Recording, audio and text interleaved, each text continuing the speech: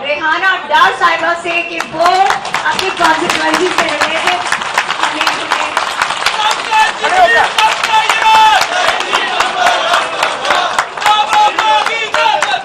No कोई press conference है, कोई नारेबाजी नहीं होगी और अभी कोई खामोशी से हमारी माँ को सुनेंगे। ये हमारी कौम की माँ है, ये हमारी मादरे मिल्लत की जगह है और खामोशी से सब लोग सुनेंगे। बिस्मिल्लाहिर्रहमानिर्रहीम। मैं आप सबका बहुत शुक्रिया अदा करती हूँ। मेरा सियासत में कोई तल्लुक नहीं था। मैं एक घरेलू खातून थी, एक माँ थी, घर की चार दीवारी की इज्जत थी। मेरे घर को ख्वाजा आसफ ने डीपीओ इकबाल हसन से मिलकर जो जुल्म कराए वो माँ बयान करेगी। इसने मेरे घर को तोड़ दिया, मुझे बालों से घसीटा गया, मेरी चादर उतारी गई, मेरे पांव पर शीशे मारे और मैं क्या क्या जुल्म बताऊं। इस हसन इकबाल ने ख्वाजा आसफ से मिलकर जो मुझ पर जुल्म कराए, मैं अकेली माँ घर पर रह गई। ना जाने मेरे लगते जिगर कहाँ हैं और कहाँ नहीं। मैं कुरान मजीद से जुड़ी हुई औरत थी, दीन से 40 साल का मेरा रास्ता था, मैं दर्स देती थी।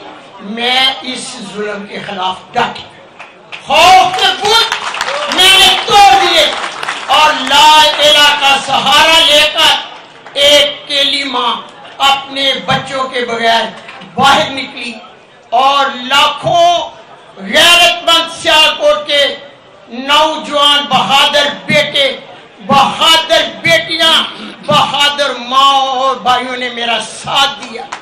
देखते देखते कतरे कतरे से शहर सियालकोट का जो वोट था इमरान खान का था, दरिया बन गया और माँ के साथ खड़े हो गए। वोट मेरा नहीं, इमरान खान का था। शहर सियालकोट के लोग इमरान खान से मोहब्बत करते हैं। शहर सियालकोट इमरान खान का है। मेरा तो दीन का रास्ता था। मैं जुल्म के खिलाफ डट गई। मैंने कहा कि जुल्म नहीं होना चाहिए। इलेक्शन लड़े, बाहर लड़े, दरवाजे तोड़कर माँ की तौहीन न की जाए। वही उनकी थे जिन्होंने मेरे चादर पर और मेरे गिरेबान पर हाथ डाला। वही महाफिज थे हमारे जिन्होंने मेरे से तशद्दुद किया। नबी पाक सल्लल्लाहु अलैहि वसल्लम ने माँ के पाँव में जन्नत रखी, माँ को अवलीन दर्जा दिया। मैं पूछती हूँ कि जब मेरा सियासत से तल्लुक नहीं था तो मेरे पर जुल्म क्यों? मैं इसके खिलाफ डट गई और इंशाअल्लाह ताला मुझे अल्लाह की मदद हुई। और बाकी रहा इलेक्शन का, मैं बता नहीं सकती। आप टीवी चैनल वालों से पूछो। जिन लोगों ने मेरे सर्वे किया वो मेरे पास आते थे ख्वाजा आसफ के सर्वे के बाद। वो कहते थे माँ आप 90% आप जीत रही हैं। ये मांझी के सारे फॉर्म 45 350 ये मांझी 350 ये रेहाना डार साहबा के जो 50,000 से ऊपर लीड से जीती है हमारी माँ जी के, वो फॉर्म 45 है। चैलेंज करते हैं ख्वाजा आसफ को इधर आ जाए इसी प्रेस कॉन्फ्रेंस में और फॉर्म 45 दिखा दे आके। मैं जीत रही थी तो मुझे मुबारकबाद के ताज आ रही थी, बाहर से भी, सियालकोट से भी। मुझे पता चला कि जो 6 हल्के बाकी हैं उन पर मेरे प्रिजाइडिंग ऑफिसरों को उठा लिया गया है, तशद्दुद करके बाहर निकाल दिया गया है और बस से उठा कर ले गए। मैं उसी वक्त चंद सारे लोगों को साथ लेकर आरओ के दफ्तर गए। साथ मेरा बेटा भी था, औरतें भी थी साथ। आगे 30-25 पुलिस वाले खड़े, दीवार बन के खड़े थे। बड़ा तशद्दुद किया हम पर।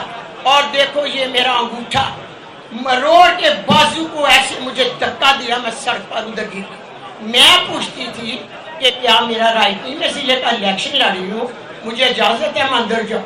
मगर उस वक्त ख्वाजा आसफ साहब के वो हसन इकबाल डीपीओ और आरओ इकबाल मिलकर बड़ी रकम लेकर मेरे जद को तब्दील कर रही थी। मैंने सुबह तमाम मीडिया सियालकोट को बुलाया और अपने 350 असर रख के ऊपर मैंने वही किताब हेदिना सिरातल मुस्तकीम, जो हमारे नबी पर उतारी गई थी, ऊपर रखकर मैंने हाथ रखकर कहा कि ये मेरे रीजनल 45 फॉर्म है। मैं उस किताब की कसम रख के कहती हूँ कि जो हमारे नबी पाक सल्लल्लाहु अलैहि वसल्लम ने मुसलमानों पर उतारी थी, अब आपको यकीन हो जाना चाहिए कि हाजा सभी लाए अपने 45 फॉर्म।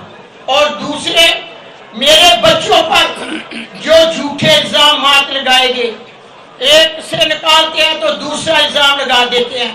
खुदाया ऐसे जुल्म ना करो।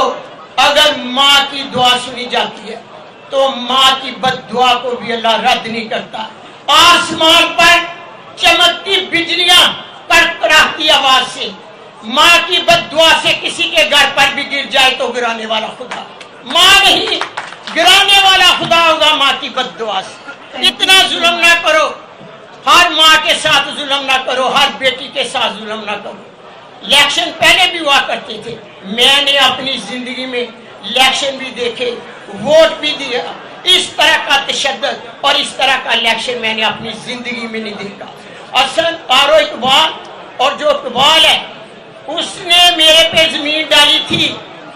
असल इकबाल आरो ने भी, और उसका नाम क्या है, असल इकबाल डीपीओ ने जमीन डाली 10 मरले।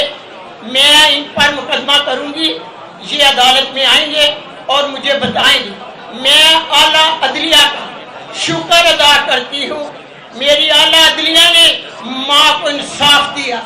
मेरी आला अदलिया काबिल फख्र है मेरे लिए। और सुन लो इलेक्शन कमीशन साहब, जब नशीन को आपने डस्का में नशीन इफ्तिखार को इंसाफ दिया था, वो डस्का की बेटी थी। और मैं शहर सियालकोट की माँ जिसने कुरान पर हाथ रखकर फैसला दिया है कि ये मेरे 45 फॉर्म असली हैं।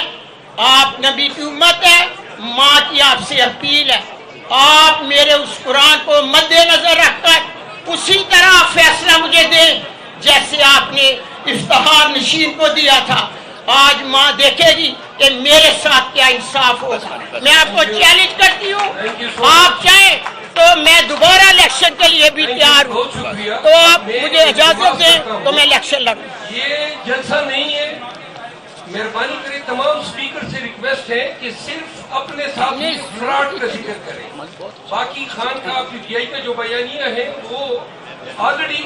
दूसरी बात ये है कि स्टेज से वो हजरात उतर जाए जो इफेक्टेड एमएनएज और एमपीएस नहीं है। मेरी इस्तदा है कि सिर्फ मुतासिर एमएनएज और एमपीएस फ्रंट पे जो साहिबान जिन्होंने अपना अज़ार राय कर दिया है उनसे इल्तिमास है कि सीट वेकेट कर दें ताकि नए मुकर्ररीन हजरात वहाँ पे तशरीफ रखे और अपना बयान जो है वो आप सबके सामने पेश करें।